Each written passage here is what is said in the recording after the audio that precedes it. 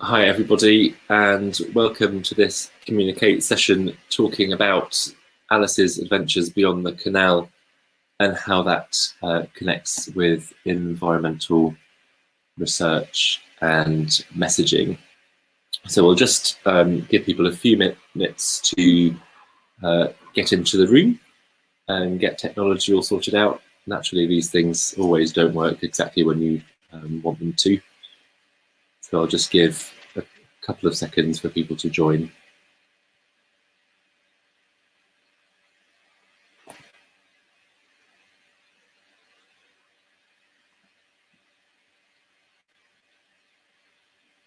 Okay, well, welcome again to this Communicate session on Alice's adventures beyond the Canal. My name's Dane Comerford, and I'm director of a Science and Ideas Festival in Oxford called If Oxford. And joining me today is JC Nyala, who is a researcher and writer in Oxford, and also, hopefully, if technology will allow us, Elizabeth Croker from the American Association for the Advancement of Science, who's based in Washington, DC, will join us too. So we've got a little poll that we are going to ask you to respond to, just to give us a sense of how we might organise the session. So we've got a few things we want to cover, and they include using storytelling to communicate complex messages around the natural world. We've got female-led initiatives in science, and we've got international participation and projects. So I think there's a poll that should be coming up any second now to give us a sense of what the balance of the event you would like to see. So if we can activate the poll.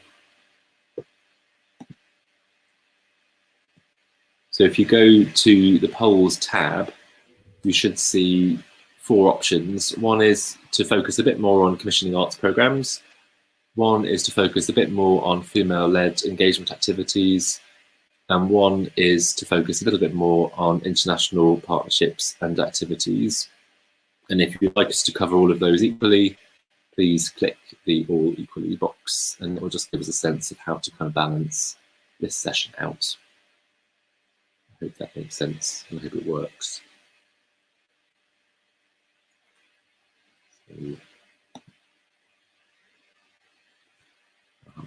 Okay, so looking at the results, most people want to see things all equally, but with a slight bias towards some international participants and activities. So that is what we will do. So I'll briefly talk about the project, and then we'll talk about the AAAS dimension to the project, and then we'll start exploring the kind of the science and artistic dimension.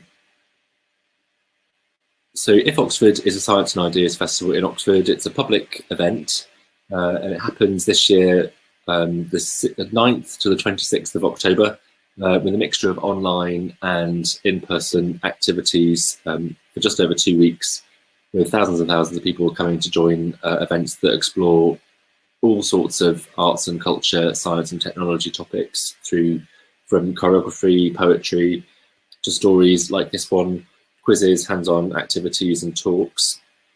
And the reason why we've changed from quite a traditional sort of science festival that has been going since 1992 is that we recognise that different people have different kind of entry points into science and culture or specific issues.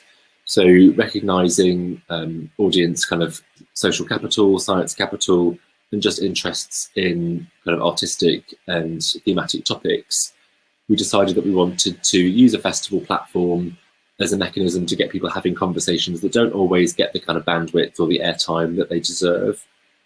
And having worked over the past decade or so with colleagues in the United States and across Europe and in Japan and China, with how we can get people talking about complex scientific topics in different ways that are meaningful to them, it's been really enjoyable to work quite closely with a number of festivals in the US and other kind of learning societies like AAAS in the US to see how we can develop audience logic models and other kind of science capital and social capital activities, and crucially also the impact measurement and evaluation dimension. So working with Savita, who runs the Communicate conference, Savita also runs the Natural History Festival.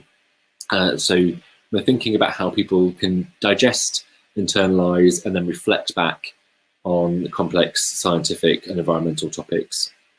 So another key dimension is to increase the diversity of the content type. So that's why we've been using choreography, storytelling, poetry, and hands-on or interactive activities. But also it's really important to reflect the balance that we want to see in STEM and also shape landscapes. So you'll be familiar with the word STEM as science, technology, engineering, and maths. You may be familiar with SHAPE, which stands for social sciences, humanities, and arts for people and the economy. So it's the sort of social sciences and basic sciences kind of dimensions all coming together in a way that sort of fits neatly. And so one of the reasons why we wanted to work on this Alice Beyond the Canal project is to recognise the interplay between social sciences, basic sciences, different kind of audience journeys, different science capitals, and we decided to positively work with a group of female researchers. So if Liz was here, I would get her to talk about that, but fortunately I'm a bit aware of it, so I can try and talk about the AAAS If Then Ambassador Programme. So if you're unfamiliar with the work of the American Association for the Advancement of Science, it's similar, I suppose, to the Royal Society in the UK, where they have a publishing wing, so they produce the journal Science, but they also are responsible for developing continued professional development with researchers in the United States with a science focus. And so one of the things they've developed is a Leshner Leadership Programme, and that takes a cohort of people every year to work on policy and public engagement activities. And then they have another programme called the If Then Ambassador Scheme. And so there are dozens and dozens of researchers who are becoming brilliant ambassadors for science, and they are all female. And they come from a diverse background from across the United States, and they also work internationally. So if there is an American citizen who is doing, for instance, a piece of research in the UK, and we chose to work with one of those people, they can be one of these if-then ambassadors because they're an American citizen who's working on a scientific topic, but they just so happen to be based in a foreign country from the perspective of the USA. Likewise, you can be a foreign national and be working in the United States. And so some of the researchers that are included in this project are not American citizens, but they're working in the US context. So we've been working really nicely with half a dozen female researchers from a range of heritages and sort of cultural backgrounds to kind of find ways to piece together their work. So I think it's at this point it might be really good to introduce JC. Now you've got some context and background. So JC is an Oxford-based researcher and also happens to be a wonderful playwright and author. And so we worked with JC. Look, here's Liz. So this is the Liz that runs the If Then Ambassador Programme that I just mentioned to you.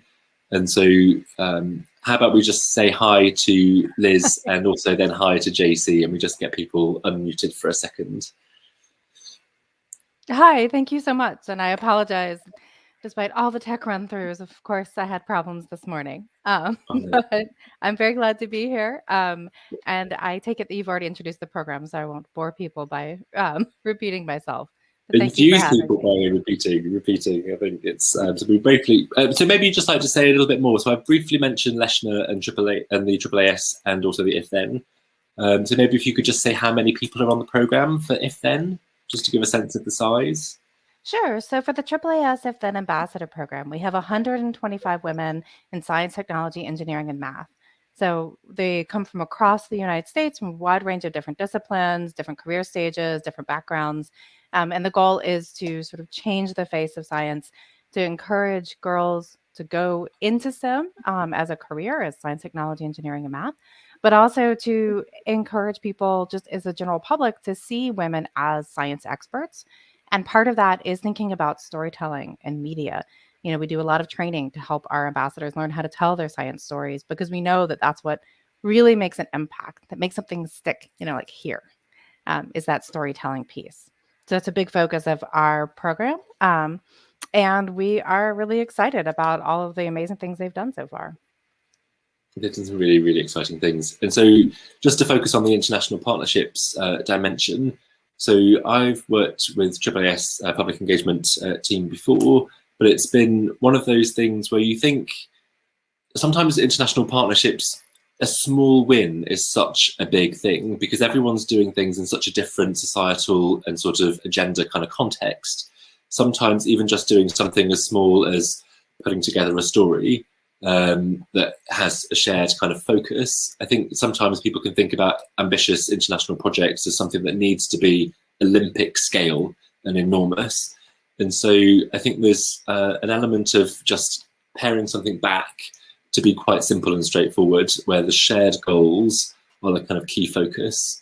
So the funding for this program came from the US Embassy in London, and putting together an argument to support this program was just to highlight to the US Embassy in London that culture includes science and technology and research.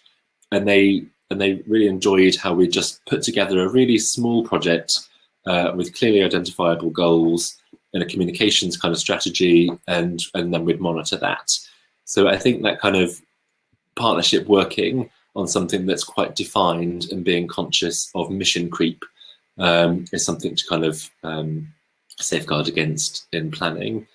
So how about, JC, we introduce you now to talk about your involvement, and maybe you and Liz could have a brief chat about how you chose the researchers and how you worked with them to put together some story elements. Yes, so thank you and welcome everybody. I think we all love a wonderful story. And one of the great things about science is it is full of stories, but the way to hook people in, I think, with science storytelling is to match the unknown with the known. So here in Oxford, we're celebrating 150 years since Alice in Wonderland. And so that seemed a good story to work with because it's a story a lot of people recognize. Obviously, it's a female-led story. And it also takes you into other worlds and allows other possibilities, which is the same as what science is about. So I was incredibly fortunate to be working on this project. And one of the early meetings we had was with Liz and her colleagues. And it was, I came out of that meeting buzzing because Elizabeth knows what all of the different if-then ambassadors do so intimately. It amazes me because there's so many of them. So we were throwing ideas around. And I would, I started thinking about, well, what if instead of, because obviously Alice in the Alice in Wonderland story, for those who know it, falls down a rabbit hole. So I still wanted to work with the idea of falling into another world. And because it's an Oxford festival, there's lots of canals. And I thought, what if she fell into a canal? And I'm going to hand over to Elizabeth now because she immediately picked up on the fact that a lot of the astronauts are actually trained underwater.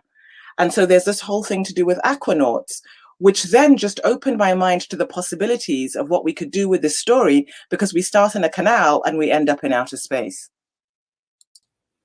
Yeah, one of the ambassadors that JC actually interviewed is Adele Luta, and one of her jobs has been training astronauts for NASA to be able to understand what it's like to be underwater, to train to got to keep your helmet on, how to breathe through the system that's provided to you, how to move through that kind of environment by training them to do work underwater. So they have the full gear set up and everything in these deep, deep pools. And that kind of training is something that is necessary, that there's this connection immediately that we fell upon between the deep depths of the ocean and depths of the sky. That going out into space, there is that similarity. And also that feeling of being in a void, that you're isolated, right? That you're so dependent upon the science and technology just to survive. And that's such an interesting part of that flip as well.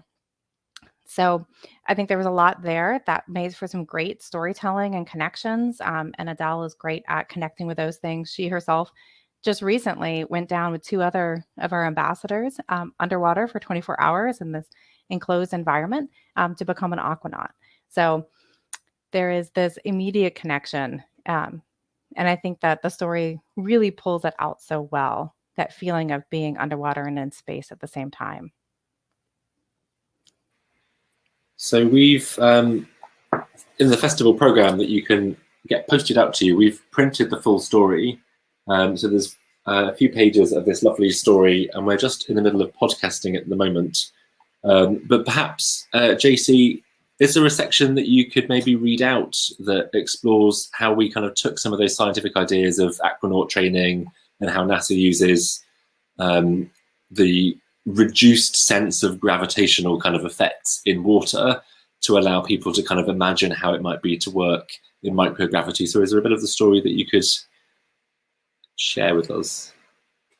So what I'll do is I'll share a little bit of what happens underwater, but what I will also demonstrate, the part that I'll read out, is merging more than one piece of science. So we have Alice operating in the canal underwater, but then she then goes on, and I'll read the story first and then explain afterwards how two of the things that happened there came out of work of two other researchers. So here we have Alice, who's in the canal, and she's landed, and then she startles. She'd gotten lost in her thoughts. Where was she? How do you know which way is right or left when you're upside down? She thought she had taken the right turn, but in front of her was a building she hadn't seen before, a lighthouse. Balancing on one hand, Alice reached out to knock on the door and found herself swiftly pulled in and spun round. Alice swayed. Unlike in the canal, everything in the lighthouse was the right way up again. She looked around the extraordinary room, full of machines that were being manipulated by a jester. Each machine was framed by a pair of dark windows. The jester was dressed like a harlequin from an old-fashioned set of playing cards, and before Alice had a chance to say hello, the jester spoke. And Dane, would you mind being the jester? Have you got it in front of you?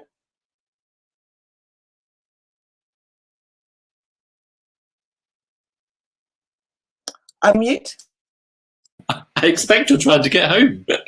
At the word home, a tear escaped from Alice's eye.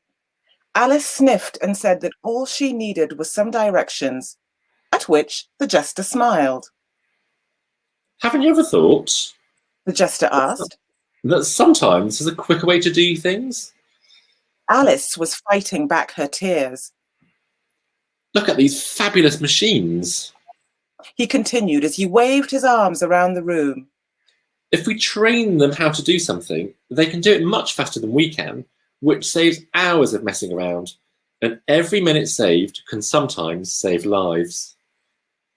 The jester could see that Alice was not convinced. Come and have a look here, he said, pointing to a screen, showing up a group of orcas swimming in the Salish Sea. Look closely, the jester said. Can you tell who's who? Alice looked around the screen and saw snapshots of different orcas labelled with names. One was called Talequa. She looked back at the ones who were swimming, but it wasn't easy to tell. Ugh! What would Grandma say? Learn how to pay attention. The answers are always there if you know how to look. Alice peered at the snapshots again and then asked the jester, how many images can your machine take in a minute? The jester smiled a broad smile. Now you're asking the right question. And the machine can learn the different patterns on each whale so it can identify them? Exactly, the jester said. But why do we need to know about every single whale in that pod? Why do they need to have names? They're an endangered group, and when the machine learns how to measure their health, we can figure out the best way to support it. I can see how names would be useful. Alice felt like she was finding the pieces of a puzzle. Talequa sounds like a made-up name. The jester shook his head. It's from the Lumley Nation in Canada. They see the whales as part of their family, so they work with us researchers to figure out when it's best to reduce shipping noise in the sea or even give the whales some food. Amazing, Alice thought. But she had to stop getting sidetracked and focus on getting home. Pulling back from the screen, "Can your machines help me get home?" Alice asked the jester. Maybe, maybe not. The jester was back to working his machines and missed the look of dismay on Alice's face. "What do you mean?"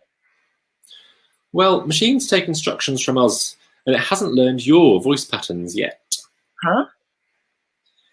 Everyone has a slightly different way of talking, and the machine has to learn how you talk. "How long does that take?" sighed Alice. Well, Playfully. you have to think about it from the point of view of the machine.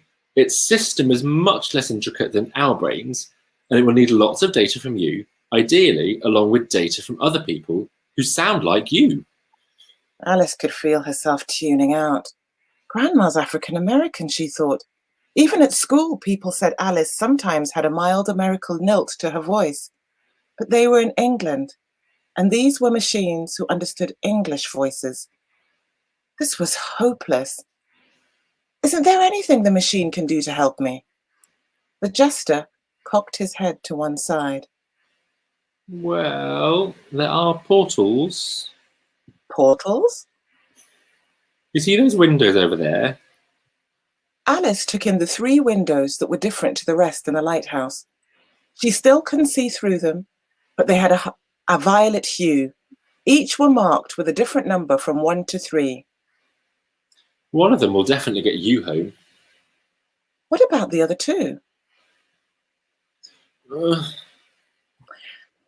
But surely, But surely you must know. That's science for you. The jester said, and turned back to his machines. Always stepping into the great unknown. Now, if you'll excuse me. And so from there, Alice has to guess the window and goes through the wrong window and ends up in the sky. And those 3, that actually was from conversations in total with 4 different researchers. So we had Alice ending up in the canal, trying to figure out which way is right and left, and that's very much Adele's work with the aquanauts. But another fascinating fact she told us, which is why Alice was taking time to figure out where she was just how good female aquanauts were at mental exercises and adjusting their flexibility to work within the water. So that was a fact that I really wanted to kind of bring out, is this capability of these female aquanauts. She then looks into one of these machines and encounters work that AI is doing in animal conservation. And what was wonderful about this story is that it linked together indigenous wisdom from the Lummi First Nations in Canada with research scientists who are working to find ways to save orcas. And in a way, it also mirrored the way in which this story came together. My heritage is African, and African storytelling has been used in science education for centuries. So it was lovely to kind of have that quiet echo of the ways in which, ancient cultures can use technologies that are still relevant today and to more recent scientific work. From there, we moved into the work of a researcher who's doing work with language and about voice recognition. And she's doing incredible work, and Elizabeth will tell you more. Looking at the fact that even though there's so many different African languages, 2,143, there's not enough voice recognition. And so she's doing work to collect enough data so that things like Siri can recognize different African Englishes and some of the major, widely spoken African languages like Yoruba and Kiswahili. And then when Alice ends up through the window and goes up into the sky, before we even get to the galaxy, she's turned into a bat. And that was yet another researcher. But I will pause now for a moment to let Elizabeth tell you a little bit about the different researchers from the extract that you just heard. Sure. Yeah. So when we're talking about conservation and using machine learning, Gracie Ermy is one of the researchers that you talk to, and she does really amazing work. She works for Vulcan, and They do everything from trying to use big data to understand the movement of animals. They're using drones, for example, in places like in Africa to be able to observe what is happening on animal reserves, so that they can see if there are poachers coming, especially in the middle of the night. Previously they were dependent upon humans to be able to spot these tiny little specks of people walking around on these cameras that are over these huge vast of land. And it turns out that you can build algorithms that do that quite effectively.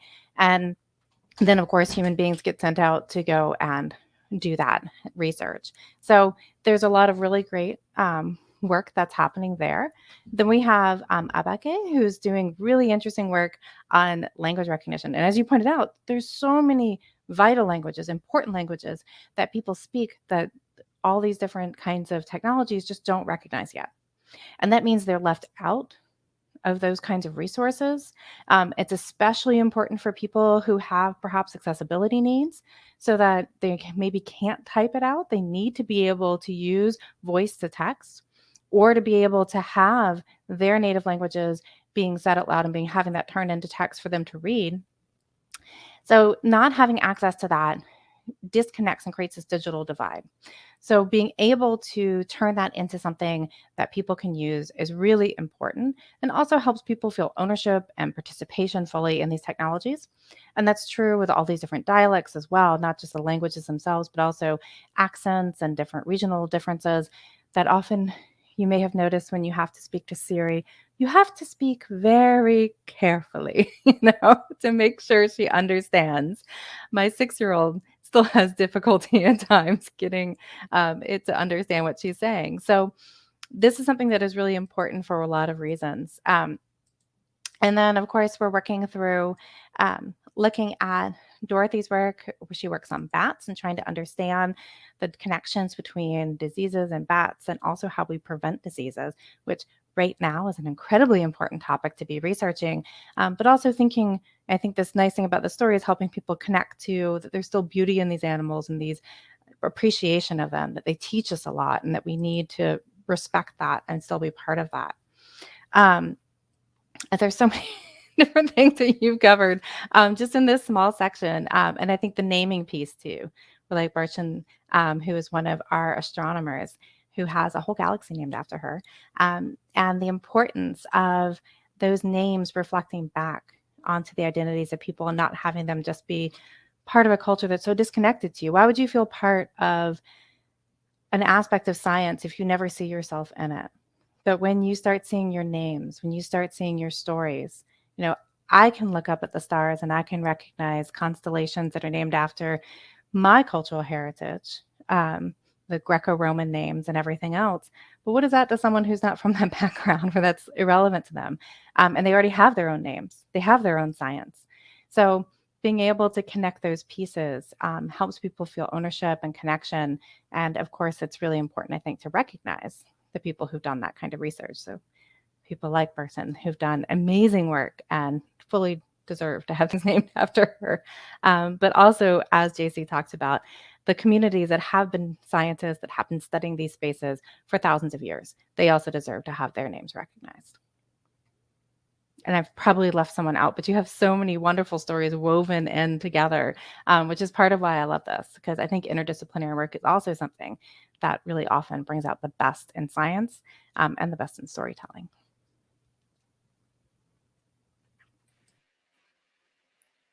Thanks, Liz. I think that's just another kind of reflection on the way people might think about forming their own international kind of partnerships, or their own kind of cultural kind of commissioning kind of avenues, and even sort of thinking about the kind of female-led kind of dimension too, as being open to sort of seeing what just comes out of the project conversations. So the way we sort of set it up was we wanted to do something, but we don't really mind if it changes. We always had Alice in Wonderland as the target, and it's such a good kind of platform to kind of work within, because she goes on this brilliant journey.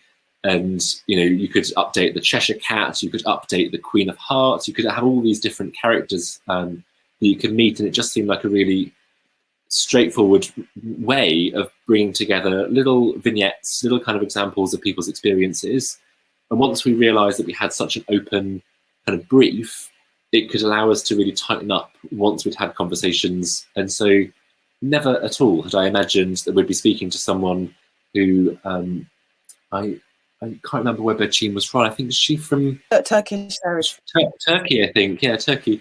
So never would I have thought that it would have, nomenclature would have come up in this thing, and sort of the naming and why you might name something after your first name, compared with as a man making a discovery, because you don't change your name over the course of your life through the patriarchy and getting married and adopting your husband's name in a heteronormative patriarchy system. Why would you, we would never even think about kind of focusing on using someone's first name or a name that they identify with. So kind of being open to seeing where the journey goes is one of those things that once you set up a collaboration with a partner who's sort of on the same page. So we all want to talk about science, we all want to talk about diversity, we all want to get people who don't necessarily think of science as for me, because we have people with a range of science capital, who some people are seeking out science content, and everyone who's at the Communicate conference today has obviously high science capital, the in and out of science policy, particularly with regards to environmental work. But some people might just not be interested in environmental, and that's just a shame, isn't it? But we can't just disregard those humans or consumers as someone we just want to kind of, oh, you're just not one of us, so we'll just ignore you. So finding a way to put together common ground. And I have to say, maybe a feminine trait has that built in of sort of finding ways to kind of make connections. Obviously, I'm not a female, but I'm a gay man. And, I've had to kind of recognize how to kind of fit into society in a way, so just thinking about people who aren't part of the kind of ordinary kind of dominant voices in society who are kind of giving out messages, female-led or even sort of non-dominant kind of characters in society-led events can be really useful ways of finding new directions that can resonate with other people. And again, never did I even think that we were talking about Lumni First Nation people in Canada as part of this project. Canada isn't part of the United States, it turns out, but it's still a North American kind of issue. So it just felt like it fit really well. And obviously, Gracie is a AAAS kind of IFTEM researcher, so it just made perfect sense to kind of do this. But even when you're kind of putting together these complex international projects, knowing when to kind of take that opportunity and kind of move with it is something that is really helpful to kind of be light-footed.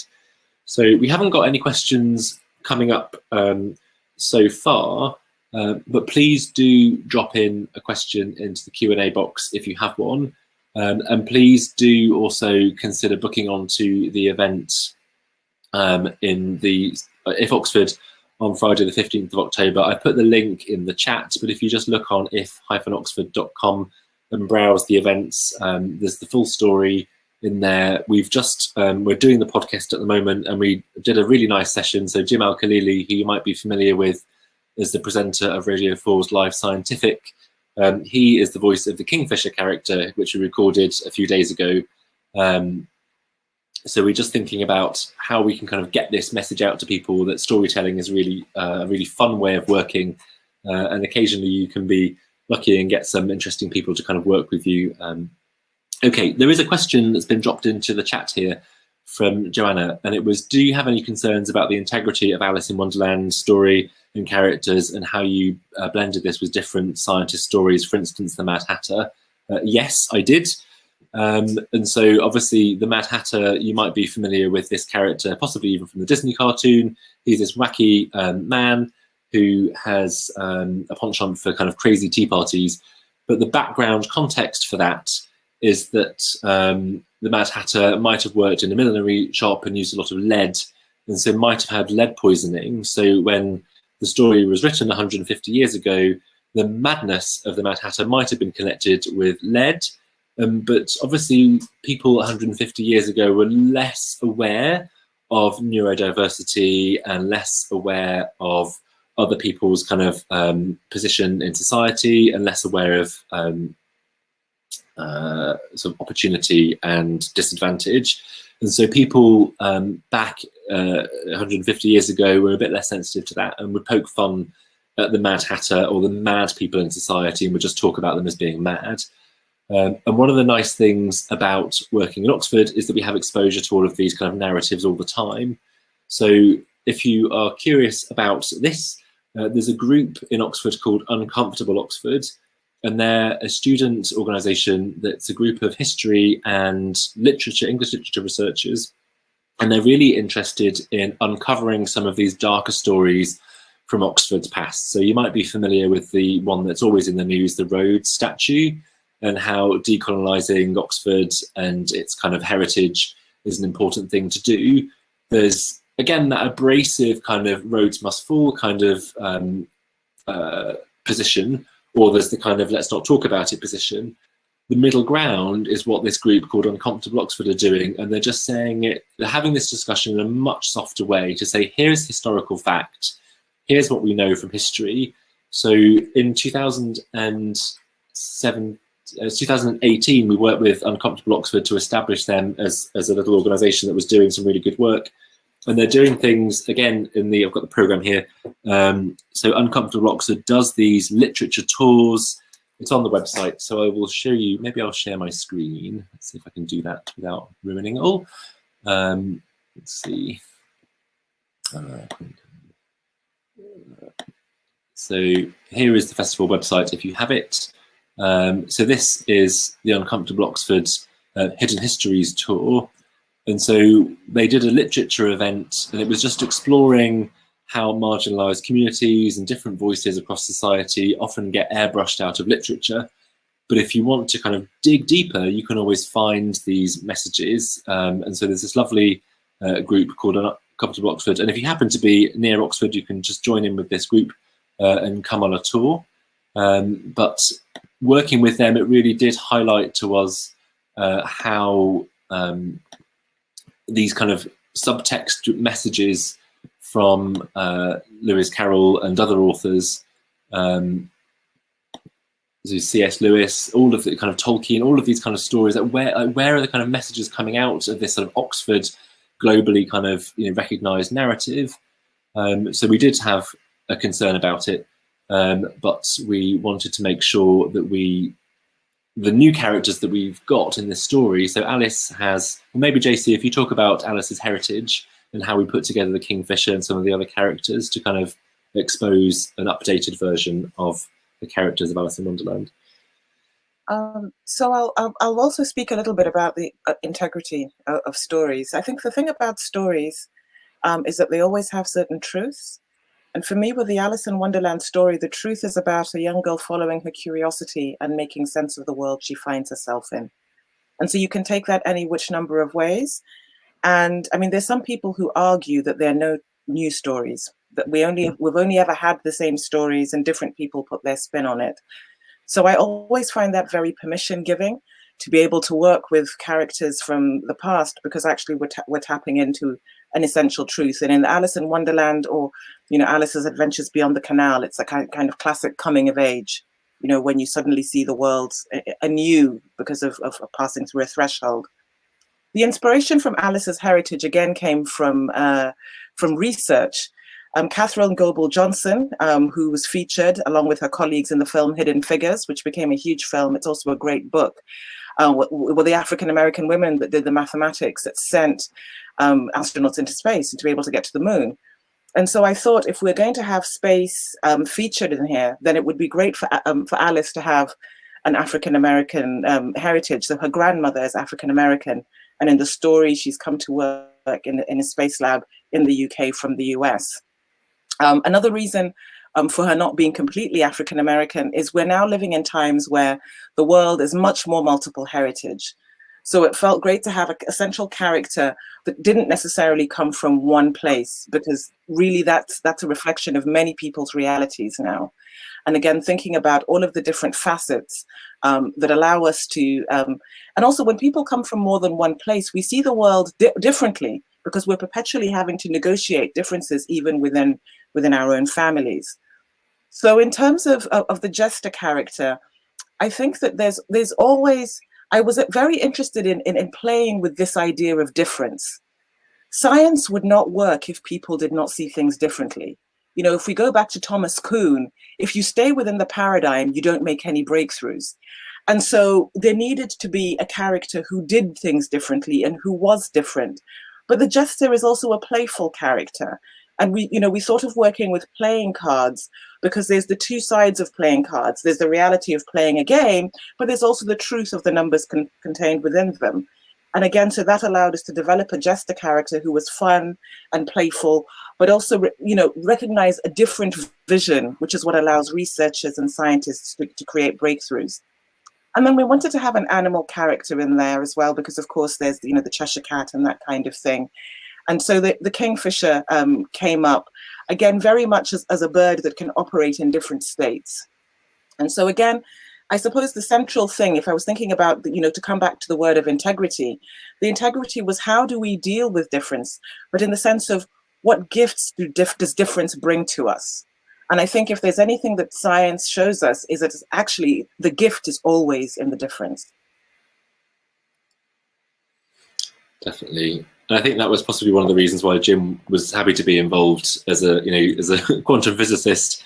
This duality, multiplicity, unexpected stories. I think he was quite happy with how the story was constructed, and was, you know, we sent him a note, would you like to be involved? And he was like, yes, that'd be really fun. It sounds like a great project. Just because it gets people on this slightly wacky journey, and that at the end of the day is what researcher is all about. So, you know, we don't know what the outcome is of science, and we don't know what the outcome is going to be from the climate negotiations in November. So what we wanted to do was just throw something in the cultural space that says, this is a snapshot of a world that we could have, we might have had, but, you know, one thing I would quite like to see from you guys today is if you can book onto the event and see how the event goes, bringing in these people from Texas and Wisconsin and California and London and across, you know, across the US and across the world coming into this format. So we're going to use a living library format with small breakout rooms using the Zoom function, so we can have small group conversations and sort of explore some of the research messages within this story and how things can be communicated in sort of myriad ways. That's one thing. The other thing is to encourage you to think about maybe using art forms as a way to stimulate conversations with people who aren't ready to have a conversation just yet. And again, thinking about, you know, diversity and inclusion, or thinking about environmental issues. Sometimes it's for me and sometimes it's not for me. Sometimes I might be a person that recycles all of the things in my house, and sometimes I might not be the person that recycles anything at all, and I drive my SUV and I fly everywhere. And so to get people kind of moving around that, you know, imaginative kind of paradigm, how do we connect with people to pull them in a slightly different direction, or encourage people to move around an intellectual space? And we just think, you know, kind of echoing what JC and Liz was saying, stories that aren't so prescriptive can be such a powerful way of even nudging someone 1% in the direction towards where you're trying to get to. And it's, you know, thinking about this, even using the roads must fall kind of example. If there's people so polarized in an argument, they can't even begin to listen to the counter argument, we get nowhere. All you get is louder and louder and louder shouting. And, you know, we can see that through the kind of COVID stuff at the moment. Do you wear a mask? Oh, no, I don't. Do you wear a mask? Yes, I do. Like, is there a middle ground that we can kind of traverse a bit more effectively? And storytelling with an open, creative way can be one really powerful way to do that. So I would just encourage you to take control of the situation and try and find a way to get conversations going with people who are different to you. I don't know, JC, Liz, if you want to kind of add anything to that. I think one thing that I wanted to add, because prior to this particular story, I used to do children's picture books, and the little girl, again, was a little multiple heritage girl. And one of the questions I used to get asked all the time is, oh, so therefore you must be writing for little girls. And if I'm completely honest, when I first started, I was writing for my daughter so she could see herself reflected in these books. And I'll never forget the first author signing I went to, because it was a huge, wonderful lesson for me. the queue was largely boys, and largely boys of many different backgrounds. And they were excited to be reading a story about a girl who got up to all sorts of adventures. And it really made me realize that, coming back again to this integrity, that was a great question, Johanna, that what people recognize as a truth, and they recognize something about themselves in a character first, and then second, they look at what shape the character comes in. But that first connection is about where the character takes them and how the character makes them feel.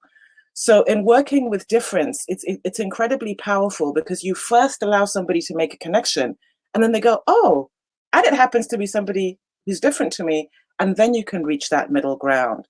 So this is what I love about, this storytelling is such an old technology, and it's there. We do it every day. You ask somebody, so how did you get here? Well, and there's a story. I would just add that, one of the things that I think is really wonderful about this story, that I think is a great model to follow, is that you do have that core, idea that you're coming with. But when you're doing collaborations, especially internationally, especially when you're trying to bring in different voices, is that you start by listening. And that's what JC did, is she listened, right? And then she decided what she was going to add, the pieces she was going to weave in by using them, using our researchers, using the people she interviewed and worked with as the collaborators who could lead. And so following the story where it's going to go based upon the people you're working with, as opposed to trying to force it down a certain pathway that you want it to go, I think is really key for why this is successful. And other programs that you might want to do, especially if you're working across cultures, across nationalities, you're not going to authentically bring in those voices and perspectives if you aren't actually listening to them and letting them influence and lead the way that you're developing them.